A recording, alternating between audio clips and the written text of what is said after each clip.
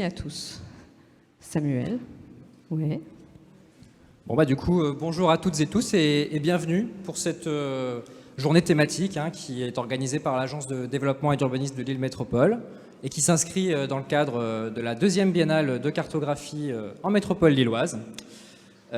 Sans plus attendre, et avant de commencer, j'invite à me rejoindre sur scène Béatrice Auxan, présidente de Vivacité Hauts-de-France, qui co-organise la biennale et qui est également présidente du conseil de développement de la MEL, et monsieur Francis Vercamer, président de l'agence d'urbanisme, président du syndicat mixte du SCOT de Lille Métropole, je vous en prie, venez sur scène, et également vice-président de la métropole européenne de Lille en charge de l'aménagement et de l'urbanisme.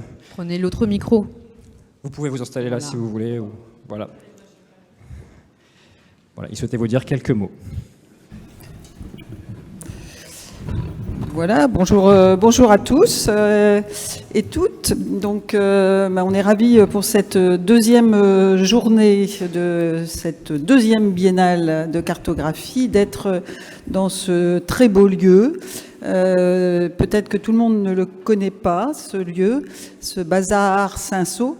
On connaît plus les lieux d'exposition qui sont près du parc Jean-Baptiste Lebas, mais ce lieu-ci, c'est un prolongement de ces grandes halles ferroviaires, puisque nous sommes sur un site de gare de marchandises, ancienne gare de marchandises. Et là, nous sommes dans un lieu hybride. Ici, on est dans un espace commun d'exposition. Il y a un espace de coworking ouvert à tous et aussi des espaces d'ateliers de part et d'autre. Donc un lieu très intéressant avec un très beau travail de rénovation de ce bâtiment ferroviaire béton, mais qui est équilibré par la chaleur du bois. Donc voilà, très beau travail. Je vous invite à revenir lors d'événements et notamment la braderie d'architecture et de la ville le 11 juin par exemple, si vous avez envie de revivre une ambiance sympathique. Alors donc moi je suis présidente de Vivacité Hauts-de-France, c'est un réseau d'acteurs pour l'éducation à l'environnement urbain. Et Vivacité était à l'origine de la première biennale de cartographie qui s'est passée en 2018. Alors, on va compter 2018 la première, 2022 la deuxième. Est-ce vraiment une biennale? Entre deux, il y a eu des événements que vous savez, et on a fait du rebond de la première, de l'avant-goût de la deuxième. On a fait diverses choses. Et 2020, nous devions être dans le cadre de la capitale mondiale du design. Mais voilà, on a quand même fait des choses malgré les circonstances que vous savez. Alors cette biennale deuxième du nom, elle est toujours co-organisée. Vivacité, Interface et nouvel arrivant pour l'organisation, l'Agence de développement et d'urbanisme de Lille Métropole. Voilà, donc nous, 2, 3, et puis peut-être que dans 2 ans, nous serons peut-être encore plus co-organisateurs. Enfin, c'est une perspective d'avoir des pôles en France qui pourraient essaimer et faire grossir cette biennale de métropolitaine, régionale et puis finalement encore plus nationale. Donc, particularité de notre biennale, multi-lieux, multi-acteurs, multi-sujets, derrière un sujet qui nous rassemble, qui est les nouvelles relations de l'humain à la nature. Pourquoi avoir choisi ce thème-là? Eh bien, c'est parce qu'on est aussi dans le programme de Lille 3000 Utopia, qui justement s'est donné comme thématique cette année les relations de l'humain avec le vivant. Voilà, donc je n'en dis pas plus.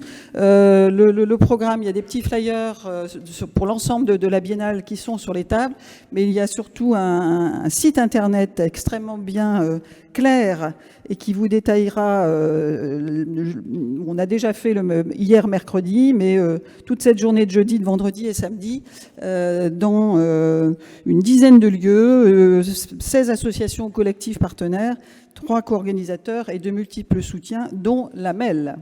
Et là, le passage est tout trouvé pour Monsieur Vercamer.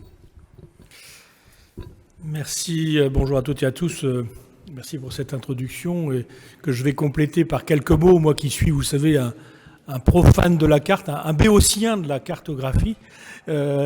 J'ai découvert la carte quand j'étais élu, parce que quand on n'est pas élu et qu'on n'est pas dans le milieu, on connaît la carte que par le biais de la carte Michelin ou éventuellement la carte à jouer. Mais j'ai découvert par mon rôle de président de l'agence de l'urbanisme, de vice-président à la métropole lilloise, que c'est un outil extrêmement important, un outil de planification, un outil de concertation, un outil de perception et de l'avenir. Et je pense que le monde, d'ailleurs, qu'il y a aujourd'hui, démontre combien vous êtes attaché à cet outil très utile et qui se modernise de plus en plus avec le numérique. Cette journée qui est organisée par l'agence rentre, bien sûr, vous l'avez dit, Madame la Présidente, dans le cadre des biennales, les deuxièmes biennales qui vont se terminer samedi prochain. Donc demain ou après-demain. C'est pour nous l'occasion, bien sûr, de rassembler tous ceux qui, autour de ce sujet, sont intéressés, veulent faire passer des messages aussi, et c'est aussi l'occasion aujourd'hui de le faire. Je compte sur vous pour travailler et nous faire passer un certain nombre de messages, essayer de réfléchir sur l'évolution de cette donnée scientifique, notamment, je le disais tout à l'heure, avec le numérique, qui va avoir un impact très fort, qui a déjà un impact très fort sur le fonctionnement. Moi qui suis vice-président à la métropole lilloise, je peux vous dire que je suis en train de faire le PLU, et quand j'observe le nombre de cartes différentes qui viennent se superposer et qui viennent traduire les différentes politiques menées par la métropole lilloise, je comprends l'intérêt et l'importance de cette nouvelle science et cette science, disons, nouvelle, en tout cas en train de se renouveler avec le numérique. Alors, je vous souhaite bien sûr un bon travail à toutes et à tous. Je voudrais remercier bien sûr les organisateurs, bien sûr l'agence, mais également Vivacité, on va être la présidente, Interphase pour l'organisation de cette biennale. Et je remercie bien sûr également la Fédération nationale des agences de l'urbanisme, qui est représentée également, la MEL, et bien sûr les intervenants qui passeront cette matinée avec vous, cette journée même d'ailleurs avec vous, sur ce sujet. Merci, bon travail à tous et bonne journée. Merci. Merci beaucoup. Merci beaucoup, Monsieur le Président. Merci, Béatrice, aussi. Avant de démarrer, on va peut-être se présenter, parce qu'on va être là pendant 3 heures. 3 heures. Donc, à co-animer cet événement. Donc, avec moi, Karine Hurel, déléguée générale adjointe de l'AFNO, et aussi et avant tout cartographe et géographe. On est toujours cartographe, en fait, et on le reste, même si on en fait moins des cartes. Et Samuel de Cressac, qui est cartographe et géomaticien à l'agence d'urbanisme de Lille. Alors, sans plus tarder, on va rentrer dans le vif du sujet. C'est un voyage cartographique qu'on va vous proposer aujourd'hui, un voyage immobile. Vous allez rester en place, mais on va voyager, on va aller dans les imaginaires, on va voir beaucoup de cartes. Et puis, on a aussi lancé un défi. D'ailleurs, c'était le titre, les nouveaux défis. Un défi aux intervenants, à vous aussi, qui allez suivre les débats avec nous. Comment on peut cartographier le monde anthropocène et comment on peut faire évoluer la carte pour faire face aux transitions écologiques et environnementales. C'est ces questions-là qui vont nous animer aujourd'hui. Et puis, voilà, pour rentrer directement dans le vif du sujet, moi je suis ravie d'accueillir Axel Grégoire et Guillaume Monsaint-Jean qui vont venir avec nous sur scène. Vous avez la lourde tâche d'une conférence inaugurale sous une forme tout à fait particulière qui est une conversation inaugurale. Axel Grégoire, tu es architecte et tu es co-autrice d'un ouvrage qui s'appelle Terraforma, qui est un manuel de cartographie potentielle. Oui, il y a le soleil. Peut-être, c'est un beau lieu, mais ça va bouger, peut-être ici.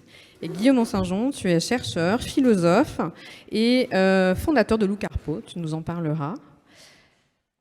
Et puis, je vais vous laisser tout de suite la parole. On vous laisse la scène. Vous avez le temps de dérouler votre propos et de nous faire entrer dans votre imaginaire. Je vous laisse la scène. Bonjour à tous. Merci de cette invitation. C'est effectivement une présentation à 2 voix que nous allons faire, avec 2 voix séparées, 2 fils. On va essayer de tricoter et un fil, c'est une dimension. Avec 2 fils, on peut peut-être faire un peu à 2 dimensions. On peut commencer à tricoter de la carto ou de l'espace. Et vous allez voir qu'on a des discours qui sont différents. Vous allez voir que graphiquement, c'est très différent. Mais j'espère que vous y verrez aussi des convergences. Alors, il faut qu'on aille assez vite. Et on commence... Voilà, on tombe tout de suite dans de l'art. J'ai choisi de ne pas faire de préliminaire et de commencer par effectivement vous montrer quelques réalisations d'artistes. J'espère pour vous que vous connaissez Chris Ware, grand artiste, grand auteur de bande dessinée. Chris Ware s'intéresse à la représentation du monde. Ce qui m'a intéressé ici et ce qui me semble pertinent pour nous, c'est qu'il se pose une question. Vous et moi, on regarde le ciel étoilé. Quand on voit le ciel étoilé, on voit en fait une carte du ciel et on voit une carte qui a été façonnée par des Grecs et par des mythologies. Que se passerait-il si on n'avait pas ça en tête et si on inventait, nous, notre mythologie? Donc Chris Ware reprend le ciel tel qu'on l'observe, la position exacte des constellations, et il invente une représentation cartographique qui est la nôtre avec des bons hommes, des bonnes femmes, des lits d'hôpitaux, des chasseurs, etc. Donc en fait, ce qu'il montre, c'est que quand on regarde le ciel, on regarde des constructions éminemment humaines, on regarde une stratification historique, et en fait, donc ça renvoie à quelque chose qui est, avec un terme pompeux, il y a un philosophe, Jean Baudrillard, qui appelait ça la précession des artefacts, c'est-à-dire simplement qu'on n'a pas accès direct au monde, et, vous le savez sans doute mieux que moi, les représentations cartographiques sont une médiation, et parfois un écran, et parfois un obstacle entre le monde et nous. Nous voyons le monde à travers les cartes, et à travers des cartes que nous n'avons pas choisies. C'est ça que Chris Ware essaye de faire, c'est de dire, on pourrait essayer de modifier ces cartes. Autre exemple, là, historique, un drôle de personnage, Opicinis de Canistris, qui au XIIIe siècle représente le monde, le cosmos. En l'occurrence, j'ai choisi ici la Méditerranée. C'est un moine, il a des responsabilités à la papauté en Avignon au XIVe siècle. Il est fou allié, mais c'est un cartographe de génie. Et là, donc, c'est pas c'est pas la première, mais c'est un mouvement qu'on connaît bien, hein, des cartes anthropomorphes. Et vous voyez ce baiser entre l'Afrique et l'Europe, ces deux personnages. Donc c'est le même document que j'ai mis vertical sur la gauche. Hein, ce petit moine et cette femme Europe qui s'embrassent. Donc nous sommes, de toute évidence, dans des cartographies d'affect, de sentiments, de peur, de désir. Et on n'est pas ici dans une recherche d'exactitude, de vérité. Et ça me semble être une force importante dans la pratique de la cartographie. Changement radical de monde, on n'est pas dans une démarche artistique. J'ai pris les deux grandes cartes scolaires traditionnelles du XXe siècle. Je me suis permis d'inverser celle de droite, ou plutôt nous considérons que nous inversons celle de droite. Nous considérons qu'à droite, la Corse est à l'envers. En réalité, elle n'est pas plus à l'envers que celle de droite, que celle de gauche. À gauche, on a une Corse vue du dessus, hein, vue zénitale, et à droite, on a une Corse vue du dessous, une vue nadirale, une vue par le dessous.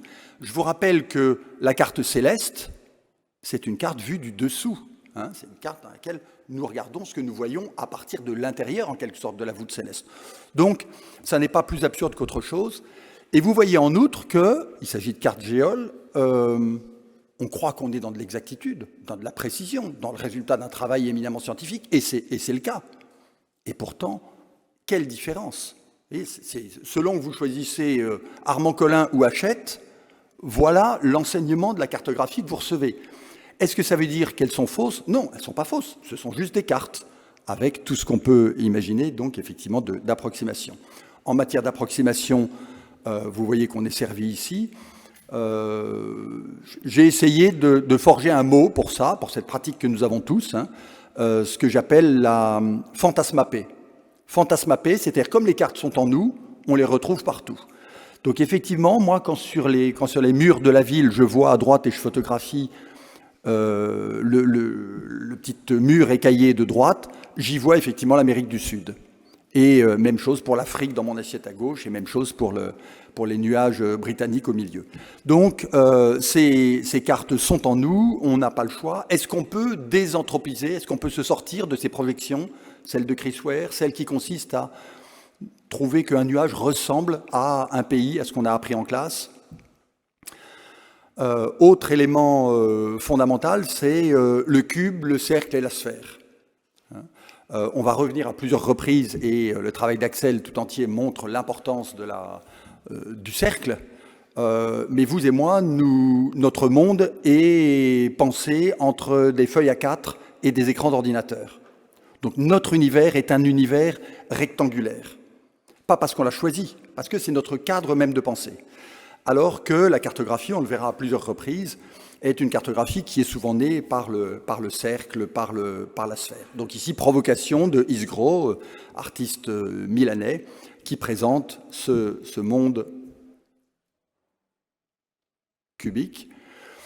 Et là, encore un autre élément pour rentrer dans ces principes fondamentaux en quelque sorte. Ça, c'est le résultat d'un petit travail que j'avais fait sur l'île d'If, le château d'If. À droite, une carte classique, militaire, une carte à l'époque secrète, hein, représentation de la fortification. Donc c'est une carte à ne pas montrer. À gauche, plan d'évacuation, obligation d'affichage dans un lieu recevant le public. Donc on est dans une tension entre la carte obligatoire à gauche et la carte secrète à droite. Et on voit pourtant une incroyable similitude.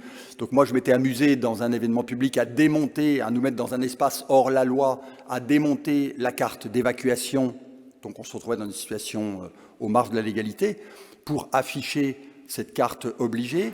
Donc en réalité, la carte a à voir aussi avec ses interdits, ses obligations.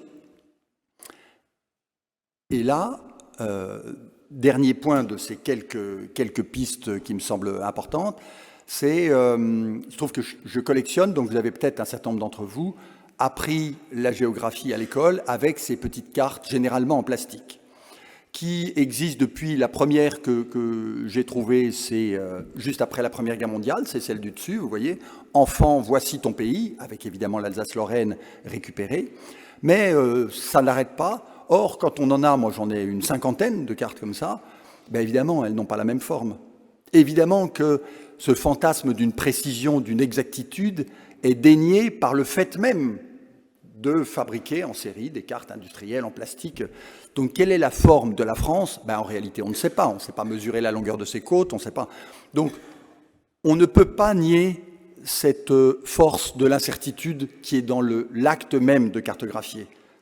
On est pris dans une tension permanente entre la volonté et l'obligation de précision, d'exactitude, de rigueur, ayant l'humilité de penser que la question de la vérité n'est pas forcément une question centrale en cartographie. Et ici, on a donc trois images. Je pense que vous connaissez cette image. J'ai appelé ça la mère de toutes les cartes. C'est une carte qui a formé des millions de petits Français entre la fin 19e et le milieu 20e siècle. C'est une carte théorique.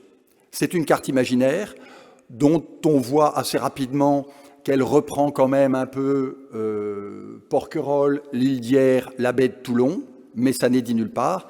C'est une carte de nulle part, c'est une carte qui dit « je suis une carte ». C'est la carte que nous devons tous apprendre pour arriver à lire les cartes. Et Georges Perec, que vous connaissez, a écrit dans Espèce d'espace sur cette même carte. Il appelle ça espace inventaire, espace inventé. On ne va pas lire tout cela, mais c'est cette idée sur laquelle des mots et des formes sont en quelque sorte notre vocabulaire indispensable. Et ça, c'est un petit jeu qu'on avait fait avec Lou Carpeau, dans lequel on avait présenté l'ensemble des artistes d'une manifestation, dans laquelle on travaillait sur cette carte, la mère de toutes les cartes. Et là, on avait remplacé les toponymes par des patronymes.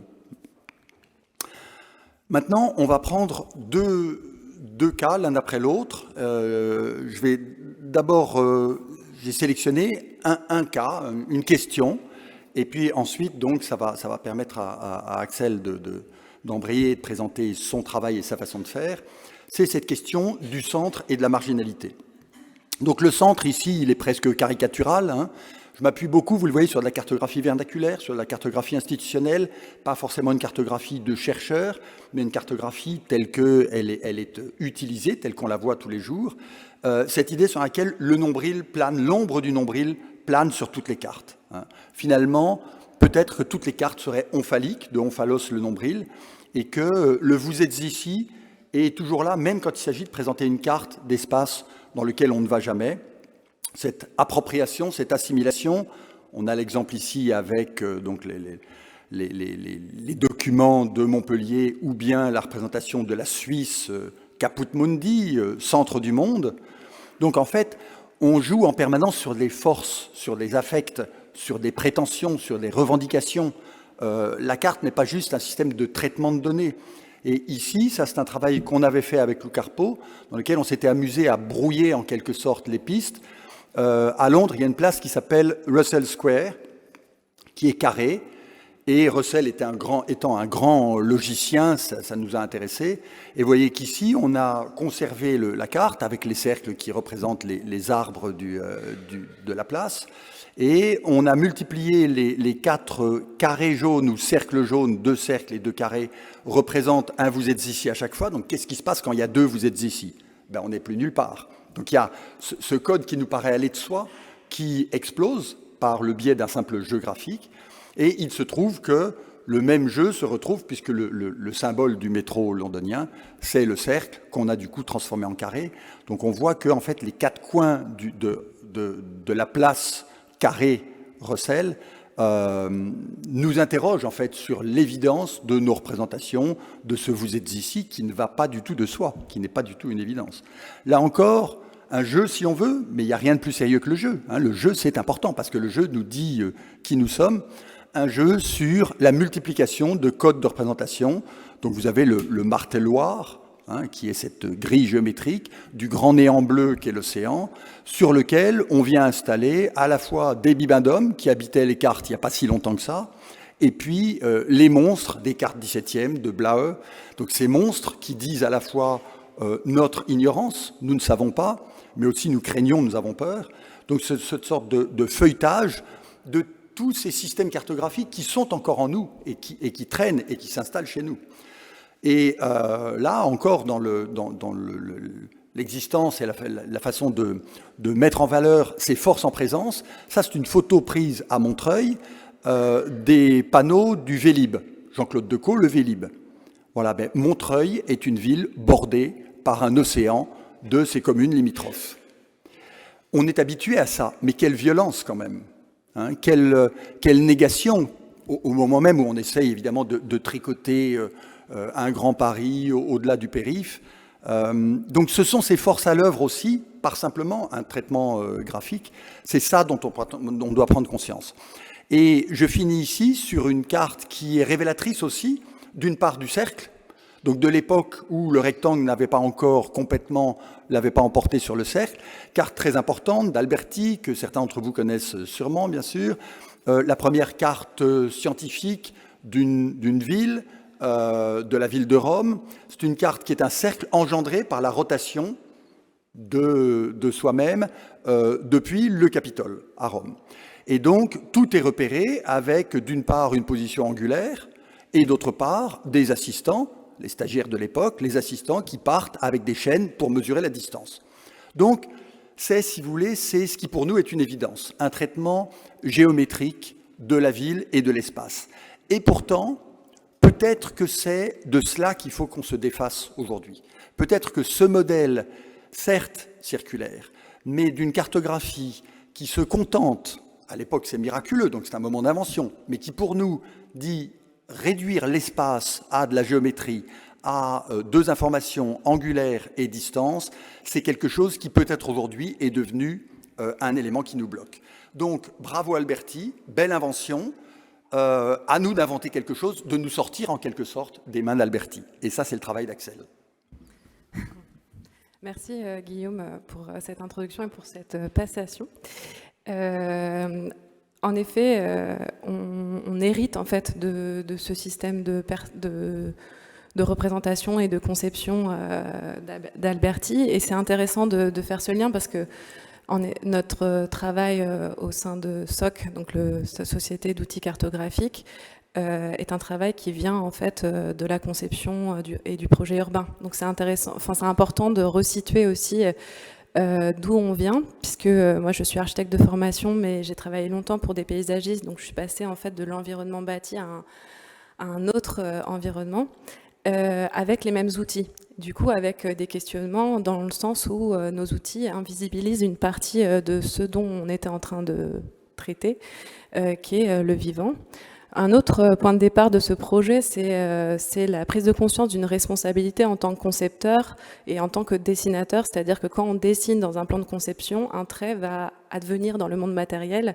Du coup, ça pose beaucoup de questions sur les outils de représentation et le fait que nos outils de représentation, et ça Guillaume l'a bien montré, induisent des modalités d'action, et donc on a cette responsabilité de changer ces lentilles optiques sur le territoire. Et enfin, ce projet Terraforma, il vient vraiment de la pratique, c'est-à-dire que c'est à travers des projets, à travers des données récoltées pour des plans guides, des données non traitées, des données dont on ne savait pas vraiment quoi faire, et des problématiques qui étaient restées ouvertes, qu'on a commencé à se dire qu'il fallait peut-être nous rééquiper, inventer nos nouveaux outils dans cette perception qui était que l'ère de l'Anthropocène, c'est aussi, en plus d'être une crise multistrate, est aussi une crise des représentations et une crise de notre équipement conceptuel et pratique. Et donc voilà, je voulais resituer un peu le projet Terraforma. Il y a eu plusieurs jalons. Le premier jalon, c'est la publication de ce manuel qui propose des prototypes. Et là, on va voir comment en fait, on active ces modèles cartographiques dans différents champs et avec différents acteurs. Ce qui est important aussi de dire, c'est que c'est un projet pluridisciplinaire, donc vraiment transdisciplinaire même, je dirais, au croisement entre la recherche et la pratique, avec Alexandra Arène, qui est aussi architecte, mais aussi Frédéric Aïsouati, qui est historienne des sciences et metteuse en scène. Donc on avait en commun cette question de l'espace, mais par différents outils. Et c'est important de comprendre que c'est vraiment à la fois un voyage dans les territoires, mais aussi un voyage dans les méthodologies, et qu'il y a eu un vrai dialogue entre comment, justement, on a créé des nouvelles images, mais comment ces images nourrissaient le texte. Et on dit qu'on a dessiné le texte et écrit les images. Et c'est vraiment dans cet échange-là, avec justement des emprunts à la fois à différents champs disciplinaires, mais aussi à l'histoire des sciences et différents finalement références que Guillaume a citées, avec cette idée que finalement c'est une invitation aussi à se saisir de ces objets, autant à différentes disciplines que aussi au grand public d'une différente façon. Donc je vais rentrer tout de suite dans le projet par le premier chapitre qui s'appelle Sol. Donc ça, c'était une de nos premières questions, parce qu'on avait travaillé sur la vallée de la chimie, justement, sur les questions de sol pollué, et puis que nos outils ne nous paraissaient pas adaptés à cette problématique. Donc comment on représente les sols, autrement que par un cadastre, autrement que par le foncier.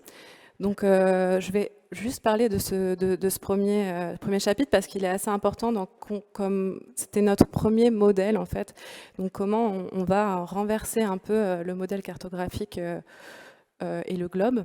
Donc en fait, ce qui est important aussi dans la démarche, c'est qu'il y a une volonté d'être transparent sur le geste qu'on fait. C'est-à-dire qu'on partage notre mode de fabrication des cartes avec l'idée qu'en effet, aucune carte n'est neutre. Donc il y a plein de façons de les faire, que ça propose des alternatives et c'est pas du tout l'idée de remplacer les cartes existantes, mais que en partageant nos méthodologies, ça vient quand même un peu du champ des méthodologies scientifiques de recherche, on pouvait intervenir et faire intervenir différentes personnes aux différents endroits. Donc le modèle sol, c'est le globe qu'on coupe. On voit que dans la deuxième image, quand on coupe le globe, finalement le sol et l'atmosphère se retrouvent très petits à l'échelle du dessin, et donc c'est vraiment une fine pellicule, et pourtant c'est là où tout se passe, en tout cas où toute la vie existe dans cette zone critique. Du coup, on a décidé par un système d'anamorphose de renverser le globe, de mettre l'atmosphère au centre, de déployer toutes les strates de sol dans la profondeur, avec l'idée qu'en effet, l'occupation du sol ne se fait pas seulement en étendue, mais aussi en profondeur. Donc comment on peut, par un principe de coupe, déployer tous ces sols.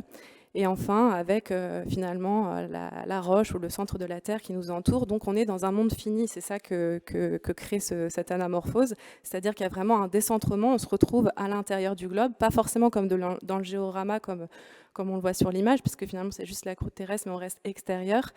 Mais vraiment dans une idée de continuité de toutes ces strates, avec cette vraie volonté de déplacer le point de vue, de déplacer le regard, de situer aussi le cartographe dans ces cartes, et avec une difficulté de lecture évidente de ces cartes, puisqu'elle réinvente un peu le système de représentation.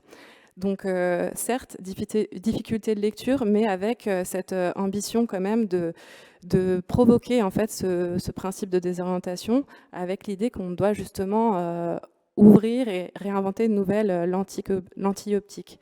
Si on pense la carte comme une lentille optique, il faut en effet travailler au réglage de la carte selon les sujets qu'on a à aborder et regarder qu'est-ce que révèlent ces nouvelles lentilles, c'est-à-dire quelles entités, quel système d'échange. Et c'est tout à fait l'enjeu des cartes que l'on propose, avec cette idée qu'en effet, une carte est une lentille et qu'on peut multiplier ces lentilles. Et c'était Hooke et son microscope qui nous ont beaucoup inspirés tout au long du projet, et qui est presque une métaphore qu'on continue de filer, avec cet intérêt pour justement Hooke, en 1665, invente le microscope, mais publie aussi les images qu'il voit par rapport à son outil. Donc c'est tout à fait notre position, dans le sens où on invente l'outil, enfin, et c'est une invitation que je lance aussi, et on montre ce que produit cet outil par les dessins. Et à partir de ce splendide paysage, ce paysage est un paysage microscopique, et donc effectivement, l'autre élément, après avoir parlé un peu du nombril, on va s'attacher à la question de l'échelle, que vous utilisez plus que moi. L'échelle, c'est un problème, parce que déjà, géographes et cartographes s'accordent rarement, inversent les échelles, les grandes, les petites, etc. Et puis aujourd'hui, la réalité des pratiques, c'est, pour la plupart des gens, c'est le zoom qui a remplacé l'échelle. Donc l'échelle comme rapport géométrique, c'est difficile à expliquer, je pense que vous l'avez expérimenté comme moi. Et puis, en plus, sur les cartes, l'échelle est parfois variable. Sur les planisphères, l'échelle à l'équateur n'est pas l'échelle à d'autres endroits. Donc l'échelle, en fait, en termes épistémologiques, en termes scientifiques, l'une des caractéristiques de l'échelle, c'est que en variant l'échelle des préoccupations, on change de discipline, on change de méthode, on change d'outil. Le chercheur en physique fondamentale n'a pas la même échelle que les chimistes. Donc en changeant d'échelle, on change d'objet d'étude. De la chimie, on passe ensuite à éventuellement la biologie. De la biologie, on peut passer à la médecine. De la médecine à la santé publique. Donc en fait, ce n'est pas juste un curseur qui se déplace. C'est que la question de l'échelle implique de ne pas viser la même réalité, de ne pas se poser les mêmes questions, de ne pas mobiliser les mêmes outils. Et donc, on est effectivement dans un travail qui implique des champs disciplinaires différents, des pratiques différentes. Et j'ai commencé par une image que vous verrez peut-être tout à l'heure si vous allez au Musée des Beaux-Arts, donc les plans reliefs. La belle époque, les choses étaient simples. Le 600e, un pied pour 100 toises. L'échelle est commandée par l'enjeu même de ces plans reliefs. On n'a pas le temps d'en parler, mais ces plans reliefs dont Vauban ne voulait pas, il pensait que c'était du temps perdu, de l'argent perdu, que c'était totalement inutile. Il pensait l'espace, Louis XIV aussi. Mais il fallait faire de la pédagogie, il fallait expliquer. Et donc là, finalement, l'échelle est sécrétée par le besoin. Le besoin, c'est quoi? C'est comment on fait un siège, donc où se trouve-t-on, quelle est la portée du canon. Donc c'est la technique militaire qui définit l'échelle de représentation. Ici, désolé pour la mauvaise qualité, mais je n'ai pas trouvé le même document en meilleure qualité. En apparence, c'est un terrain de foot. En réalité, je ne sais pas si certains d'entre vous connaissent déjà cette image, c'est l'ensemble des déplacements des êtres humains sur la surface de la Lune. Donc, quels sont les mouvements des astronautes, américains en l'occurrence, qui se sont posés sur la Lune? Ça ne tient pas dans un mouchoir de poche, ça tient dans un stade de foot. Mais ça dit aussi le fait qu'aujourd'hui, vous devez lire dans les journaux comme moi, l'une des échelles les plus utilisées, c'est le stade de foot. C'est le point de comparaison. Donc c'est des éléments qui changent en permanence. Moi, j'ai été voir du coup, parce que je ne connais rien au foot, mais apparemment, ce n'est pas si normé que ça. Donc il y a plusieurs normes en matière de stade de foot, donc ce n'est même pas un très bon choix, mais enfin, il a le mérite d'être très parlant. Donc j'ai trouvé intéressant, puisqu'on parle de l'Anthropocène, on parle de la projection humaine sur le monde, on parle de la prétention humaine à tout exprimer à partir de nous. Là, quand même, c'est incroyable d'envoyer des terrains de foot sur la Lune.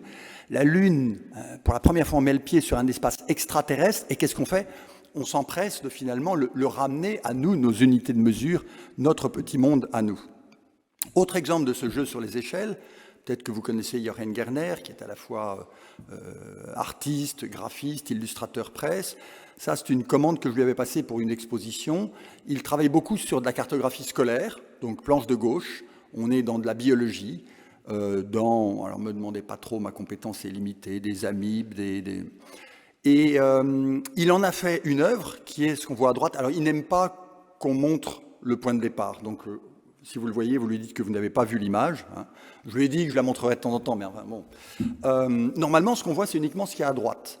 Et en fait, c'était pour une exposition sur les îles, et c'était pour un moment où on voulait parler, très difficile à montrer, d'une approche anthropologique des relations entre les îles et les civilisations, et on était au milieu de l'Océanie.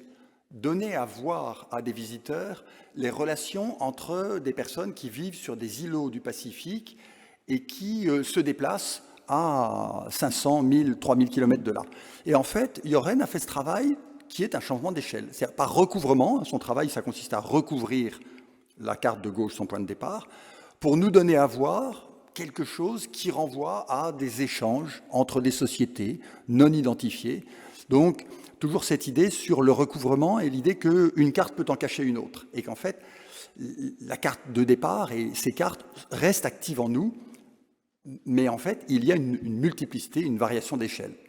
Vous avez, je pense, tous vu et peut-être même expédié cette carte postale.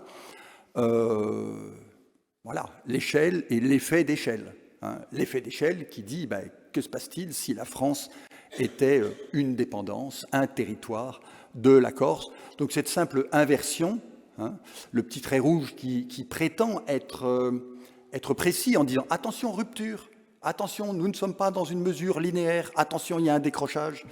En réalité, ici, il est lu comme un système de tutelle, de dépendance, hein, une relation de pouvoir. Donc vous voyez que la simple inversion d'échelle peut dire quelque chose d'une relation de pouvoir. Ça semble aller de soi, mais... Et là, c'est une autre forme, quelques images qui montrent que l'échelle entraîne aussi de la déformation. Donc dans les atlas années 50, quand vous représentez, atlas français, quand vous représentez l'Asie, votre échelle est conditionnée par la taille de la page, et donc vous êtes lié à des questions de projection assez classiques. Et voilà les détails que ça donne. Voilà, donc à gauche, c'est la carte de France. Voilà, c'est la France, représentée dans un atlas français, à droite aussi. Hein. Mais vous voyez, ce sont les détails de ce qu'on vient de voir là. Bon. Donc, en réalité, le jeu de l'échelle, la volonté de représenter, même pas le monde entier, mais une portion du monde, conduit à cette distorsion de la marge. La France n'est plus le centre, même si elle est en bas pour nous rappeler l'échelle. Hein. Mais en termes de position, la France est expulsée, elle devient la périphérie du monde. Et à ce moment-là, quand on est à la périphérie, on est déformé. On a une forme, vous voyez, qui n'est plus tout à fait la forme habituelle de la France. Et vous connaissez aussi tous ces cartes d'anamorphose. Ici, le TGV d'il y a quelque temps d'ailleurs. Hein. Donc, cette autre façon de dire la relation entre les lieux. Donc, les échelles et les formes sont des outils à la fois qui nous donnent l'illusion de bien tenir notre sujet, la belle carte de France en plastique qui tient dans la page du cahier, et ici l'obligation de déformer. Vous voyez que Nice, tout en bas, est quand même très loin et ça produit une autre représentation de la France. Et là encore, toujours dans ces questions d'échelle et de forme, vous voyez ici, pour représenter une île, on a besoin donc de dessiner ces encyclies. Alors, il y a d'autres moyens, ce n'est pas le seul moyen, mais les encyclies ici sont une façon de la donner à voir. Parce que si vous dessinez un caillou perdu au milieu de votre page blanche, on ne le voit pas. Donc il faut le faire exister. Le faire exister comment? Par un stratagème graphique, qui est une façon de lui donner une existence, de lui donner une visibilité, une lisibilité. Et autre façon d'interroger ces jeux d'échelle et de forme, vous avez peut-être vu aussi le travail d'Armelle Caron, une artiste qui range les villes, c'est-à-dire qui, à gauche, vous voyez, Venise telle qu'on a l'habitude de la voir, on se dit oui, forma orbis, c'est bien ça, c'est Venise. Mais à droite, c'est Venise aussi. Mais c'est tous les mêmes éléments, hein, donc travail de morphologie, de classement, tous les mêmes éléments, simplement, sont alignés comme sagement des pages sur un cahier, hein, comme des lignes sur la page d'un cahier. Est-ce qu'on est encore dans de la ville, à droite? Est-ce qu'on a perdu la ville? Si on a perdu la ville, est-ce que ça veut dire que l'important dans la ville, c'est ce qui se passe entre les îlots urbains? C'est uniquement ces silences, ces vides. Et là, pour relancer la balle, si je puis dire, la balle du monde à Axel, un travail donc de Pierre Bernard, qui était un graphiste fondateur de l'agence Grappus, dans lequel on voit bien le simple jeu graphique de représenter la sphère terrestre dans le creux de la main. Déjà, ça dit sa fragilité. Ça dit le fait qu'elle va rouler sur la main, ça dit le fait que vous voyez que l'Australie est déjà imprimée dans le creux de la main, c'est-à-dire il y a des marques qui restent sur la surface de la peau. La force du graphiste ici, c'est qu'il dit énormément de choses, c'est-à-dire qu'il met en jeu des forces en puissance dans cette représentation cartographique par le simple jeu de l'échelle.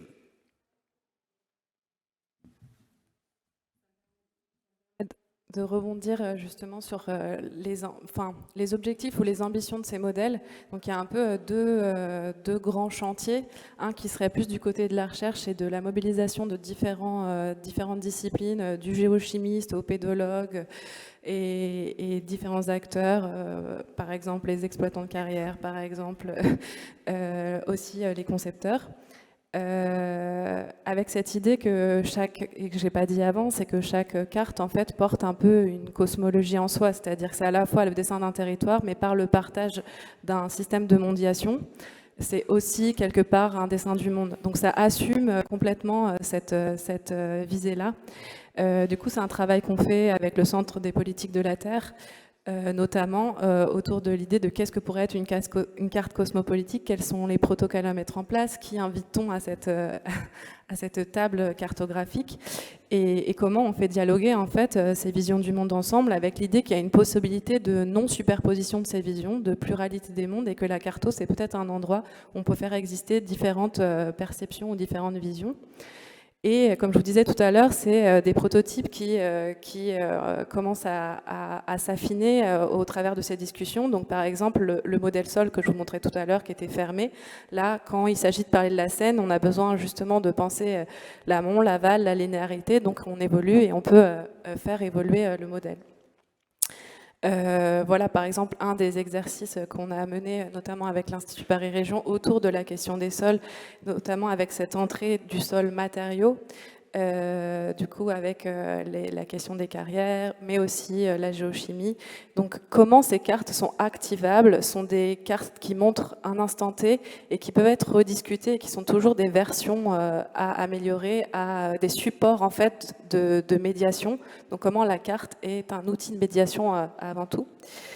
Et le deuxième chantier, c'est un chantier beaucoup plus ouvert, beaucoup plus participatif, qui a lieu dans différents endroits, notamment dans des théâtres, avec un plus grand public, avec une volonté de sensibiliser aux enjeux de l'Anthropocène, donc de ces questions d'échelle, de ces questions de mutation, des nouvelles entités, en tout cas pas des nouvelles entités, mais de la nouvelle visibilité qu'on donne aux entités non humaines et surtout aux relations entre elles.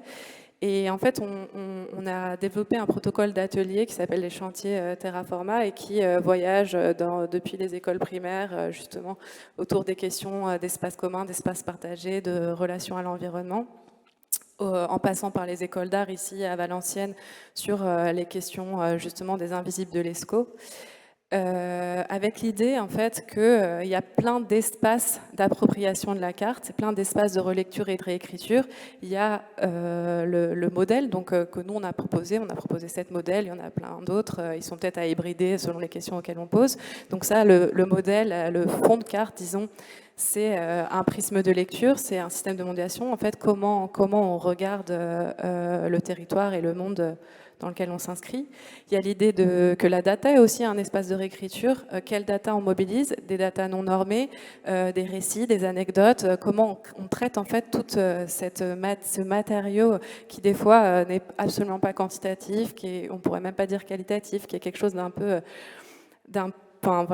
qui est encore pas classifié et peut-être qui ne doit pas l'être, ou en tout cas auquel on doit réfléchir en tant que matière. Et enfin, les cartes qui sont générées dans ces ateliers, qui sont que des visions partagées par les parties prenantes, qui sont des photographies d'un moment, d'un instant T, avec l'idée en fait qu'on déplace un peu le rôle du cartographe, que parfois quand il s'agit de parler de relations aux scientifiques, il est plutôt un traducteur de données, il fait la synthèse, et quand on est dans ces ateliers-là, c'est un diplomate qui va essayer de travailler sur les conflits d'usage, les conflits de perception, et qu'on va essayer de penser le cartographe comme un diplomate qui participe à, je dirais, la résolution graphique des conflits, quelque part. Donc voilà un peu le procédé, avec l'idée que finalement chaque carte est une focale, en fait, comme je vous disais, une lentille optique, et que pour percevoir un territoire, on peut multiplier ces focales, et que finalement la carte c'est un peu un commutateur, c'est-à-dire que c'est un outil qui fait passer d'une réalité à l'autre, et qu'avec toutes ces cartes qui sont produites, en fait, on peut penser le territoire comme tapissé de ces focales, et que la carte permet de passer d'un point de vue à un autre. Ces cartes aussi, c'est des outils à activer qui sont presque des outils spatiaux. Là, c'était dans le cadre d'un projet de recherche, un peu projet de recherche-action, en tout cas développement d'un nouveau protocole autour de l'équipe d'où atterrir avec Bruno Latour, sur comment en fait chacun peut un peu reprendre position sur sa façon de décrire le territoire. En fait, chacun est porteur d'une vision, et comment tous ces pixels peuvent s'organiser ensemble, avec toute la difficulté que ça génère, mais en tout cas avec cette idée que on peut se réapproprier, même à toutes les échelles, le pouvoir de la carte ou le pouvoir de la description. Voilà. Et avec la grande question que je pose aujourd'hui, de que faire de ces modèles dans le champ de l'aménagement. On sait très bien que comme on pense le projet urbain, il y a des cartes qui sont reliées à chaque phase. Donc là, vu qu'on amène des outils qui sont complètement pensés par avec d'autres modalités, comment ça dialogue avec les questions de diagnostic, comment ça peut entrer sur les questions de participation, à quel moment, comment c'est des objets qui peuvent aussi faire rentrer d'autres disciplines, des scientifiques, d'autres acteurs. Et en fait, c'est tout un enjeu de sans vouloir complètement hacker un système, en tout cas de proposer des bifurcations possibles, des alternatives, et des emplois de ces cartes à différents moments en amont ou en aval ou pendant la conception. Le temps tourne. Tu es bien. Ça va, on y est encore.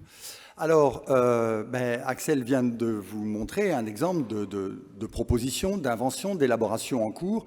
Ici, moi, je voudrais repartir un petit peu, sortir, disons, de notre système occidental pour montrer que d'autres représentations, effectivement, existent. Donc, je pense que vous avez déjà vu passer ces stick charts. Il n'y a pas vraiment de mot français, puisque, en fait, ce ne sont pas des cartes. Donc, ces systèmes de représentation des îles Marshall ou de différentes civilisations océaniennes, qui, en fait, sont des systèmes qui ne sont pas embarqués à bord. Donc, on est dans des mondes où on est capable de faire 3000 km en barque, évidemment, sans carte, sans GPS, sans quoi que ce soit. Et si vous vous trompez de 2 degrés, c'est fini pour vous. Donc, c'est des systèmes d'une incroyable précision. D'où ça vient? Ça vient de l'observation des nuages, ça vient du fait moi, j'ai des anthropologues qui m'ont dit on avait l'impression d'y passer, et le gars qui conduisait la barque, qui était à moteur, de nuit, a senti qu'il devait y avoir une île là-bas parce qu'il y avait moins de vent ici. Donc, il y avait une sorte de perturbation du vent. Donc, en fait, ce sont des systèmes de représentation qui sont avant tout pédagogiques, qui permettent aux anciens d'enseigner aux plus jeunes, à terre, des systèmes de repérage avec des courants, des vents, des lumières. Donc des systèmes de représentation qui ne donnent pas lieu à une cartographie dure, en quelque sorte, de représentation de l'espace. Alors on est dans un espace marin qui est lisse, qui est justement irreprésentable, mais c'est quand même une autre forme de représentation de l'espace, ou au moins d'outils d'orientation dans l'espace. Donc ça, c'était un premier. On les a mis dans ce sens-là. Autre exemple, je vais passer vite, Alighiero et Boetti, artistes conceptuels, années 80, qui, avant même qu'on entende parler, vous et moi, de l'Afghanistan, faisaient tisser des cartes du monde par des femmes en Afghanistan, des femmes qui n'avaient jamais vu une carte, un planisphère de leur vie. Et donc, il travaillait là-dessus, il y allait beaucoup, avec beaucoup de respect, beaucoup d'attention, pour essayer de montrer des conflits ou des absurdités dans des modes de représentation. Il en a fait une cinquantaine, qui aujourd'hui valent des millions d'euros, mais c'est intéressant parce qu'il était assez visionnaire en son genre. Ça, c'est une carte qu'on a décidé de mettre avec Axel parce que peut-être on s'est dit ça vaut la peine de dire un petit mot de l'ambiguïté ou des malentendus sur la notion de carte sensible. Je te laisse commencer. Oui.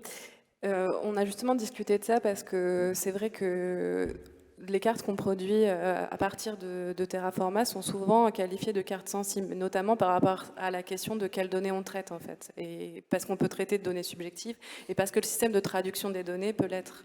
Et finalement, ce à quoi on travaille, c'est pas tellement les cartes sensibles qui ont d'autres vertus et qui ont d'autres règles, mais plutôt à établir des protocoles de traitement de ces données qui sont quand même assez rigoureux et qui permettent aussi une réinjection même de données scientifiques. Donc en fait, la façon dont on dessine les cartes, aussi les choix esthétiques qu'on a fait, qui sont finalement très simples, mais qui créent une esthétique forte, c'est-à-dire la géométrie 2D, le rapport d'échelle complètement réinventé, ou le micro-dialogue avec le macro, le monochrome, et la géométrie simple, sont des règles qui en fait ont créé une sorte d'esthétique, mais qui ne disent pas, enfin qui ne sont pas des cartes sensibles. Donc c'était un peu le petit point. Parce qu'en fait, pour beaucoup de gens, c'est sans doute pas votre cas parce que vous êtes des professionnels, mais pour beaucoup de gens, carte sensible, ils disent bah oui, pourquoi pas carte sensible. Donc il faut tout un travail pour leur dire non mais toute l'histoire de la cartographie, c'est l'expulsion du sensible, c'est la fabrication du général, du standardisé, une codification, etc. Donc réinventer là, Mathias Poisson est un des artistes qui pratique donc ces balades, et c'est le récit en fait d'un temps. Hein, c'est autant temporel que spatial. Et toute sa tentative, c'est justement de se libérer de cette standardisation, cette codification, cette géométrisation. Et donc, carte sensible, c'est un oxymore. En toute rigueur, c'est impossible. La cartographie est toujours, en quelque sorte, désensibilisée. Elle n'est pas insensible, mais on essaye de mettre les sens individuels ailleurs. Là, c'est un projet vraiment singulier, individuel. Dans la carte sensible, donc il n'y a pas là la mise en commun de ces sensibilités. Et le dernier exemple d'autres formes de cartographie possibles, là c'est une parmi des milliers, c'est toute la cartographie aborigène. Donc un mode de représentation qui est simultanément représentation du temps et de l'espace. C'est une carte de rêve, c'est une carte autant collective que singulière. C'est une carte qui donne à voir, qui positionne des lieux, mais qui positionne autant des événements. Donc, est-ce que vous connaissez beaucoup de cas, moi pas, dans lesquels nos représentations occidentales cherchent à la fois à retracer de l'onirique et du réel, du collectif et du singulier, de l'espace et du temps, des passions et des données? C'est un sacré défi. Or, ça existe. Là, je crois qu'on n'a plus du tout de temps. Mais vous avez quasiment plus de temps, je vais bientôt me lever. Et c'est les deux dernières. Allez. Du coup, je vais aller très vite et peut-être que je ne vais pas rentrer... Enfin, je vais montrer qu'une image. Avec cette idée que, en effet, justement, c'est peut-être pas des cartes sensibles, mais c'est des cartes sensibles au vivant, et que un des objectifs, c'était de passer du point de vue au point de vie, c'est-à-dire d'incarner les corps dans l'espace, dans l'idée qu'il n'y a pas de corps sans espace et pas d'espace sans corps, et que ce projet, et maintenant, il s'intéresse beaucoup à décrire les territoires à partir des entités vivantes, que ce soit des humains, que ce soit des non-humains. Là, dans le cadre de cet exemple, c'était un être et un épicéa sur la zone critique du Strenbach, avec cette idée qu'en effet, si on dessine, qu'est-ce que serait le dessin du territoire et la conception autour des stratégies territoriales, si on dessine le territoire à partir de ces entités, comment finalement la carte, si on la fait rencontrer, si on la fait entrer dans ce point de vie, donc son point de vie incarné dans le territoire, elle nous pose la question de l'ouverture à de nouvelles dimensions. En fait, comme un peu, j'aime bien parler de cette fable, cette allégorie, de Flatland Abbott, qui est le petit carré, un petit carré en 2D qui un jour rencontre une sphère et du coup ça lui ouvre une sphère en 3D et ça lui ouvre complètement d'autres dimensions. Et le vivant, c'est un peu ça. Il nous ouvre d'autres dimensions en termes d'échelle, en termes de temporalité, en termes de cycle, en termes de phénomènes. Et c'est ça qu'on essaye de percevoir avec l'idée que, en effet, si on défait l'arbre de son milieu, là, il n'y a plus de territoire, il n'y a plus de carte. Donc, et du coup, plus de projets non plus. Et ces cartes, elles permettent, tout à l'heure je parlais de médiation de récits entre différents récits de différents agents. Là, elle permet de percevoir en fait tous les seuils, qu'on est dans un continuum en fait, que la frontière, on passe d'une frontière à l'autre, et que tous ces seuils en fait ont des matérialités différentes et que c'est un peu le déploiement de nos terrains de vie à différentes échelles, avec ces faisceaux qui permettent de raconter des récits différents, en tout cas qui permettent en fait de générer des récits non linéaires. Et c'est à ça aussi que nous sert la carte, c'est à générer des récits, à raconter le territoire. Voilà, donc c'était un peu cette ouverture sur l'enjeu en fait de la cartographie, plutôt du vivant. Et on avait deux dernières slides, mais on en a un peu parlé. La figure accordée, c'est aussi la possibilité de faire exister dans un même espace, de celui du papier, différentes visions du monde et que la carte serve à cette médiation-là. Ça nous plaisait un peu de finir sur deux cartes médiévales. Là tu as zappé vraiment vite sur Ebstorfer qui précède. Oui, mais bon, vous voyez, c'est une map monde classique médiévale dans laquelle, en fait, c'est le corps du Christ. Sa tête est en haut, ses deux mains sont à droite et à gauche, ses pieds sont en bas, et au centre, on a Éden, le paradis perdu. Donc c'est à la fois le cosmos, mais c'est aussi un corps pas humain. Et la dernière, effectivement, c'est aussi médiéval et c'est une carte de négociation, c'est une carte, un outil, c'est-à-dire qu'on est en fait très très proche de ce que j'imagine certains d'entre vous vivent au quotidien, dans des cartes qui se font, se défont, sont des lieux de conflit, de contestation, dans lesquels on est condamné à se mettre d'accord autour d'une table. N'oublions pas que map, le mot map qui existe aussi en français, ça vient de nappe, la nappe de la table, c'est-à-dire quand on dessine sur une nappe, on est peut-être aussi en train de mapper quelque chose ensemble. Je vous remercie. Merci à tous les deux.